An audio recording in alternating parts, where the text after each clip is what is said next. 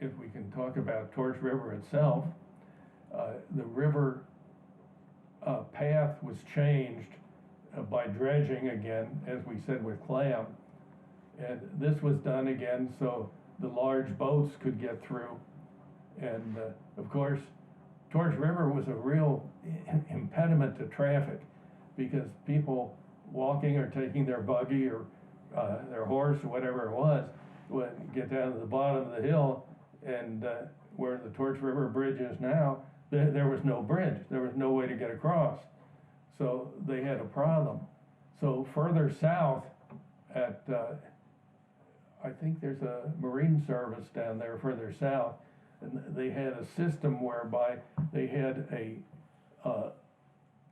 boat, a scow, I think, that they had rigged so that the current would, they had it attached on the west side, and they let go of this thing, and the current would take it across, and they had a bridge then that people could take their buggy or their horse or whatever it was, or their Model A, and get across the river, and then they winched this cable back up, and then the boat traffic could get through.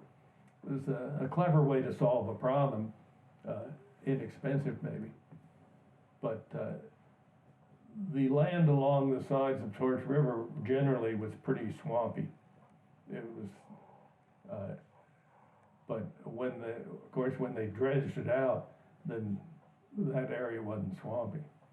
Torch River goes into Round Lake, and Round Lake, or Skigmog Lake, there's a lot of submerged trees and such in that area. So if you're running a boat down Torch River, you've got to watch where you're going, because there are a lot of deadheads under there, and tree remnants that you might get into problems with. And that's true out into the lake down there also. You need to know where you're going. And fortunately, the powers that be have marked the course pretty well, so you know where you can go. But otherwise, you might have trouble, just as the boats in the old days did, losing props and things like that. It is a problem. But that particular lake runs into Elk Lake at a place called the Narrows.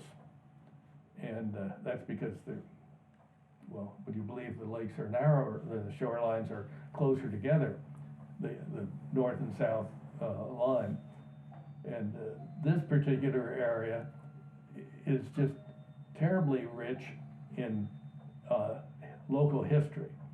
There's a farm down there called the Samuels Farm, which has been studied archaeologically for years, and the Indians' behavior has been noted on the basis of the tracings from the archaeological study, and consequently we know that the Indians used that area quite a bit. And if you've never been to the Samuels Farm, you ought to go, because it's a good place to see. Then around the bend, of course, once you get out of the Samuels Farm, go through the Narrows, then you come to the mouth of the river into Elk Lake, or into well, into the bay, really. You come to where the dam is, and there are two dams.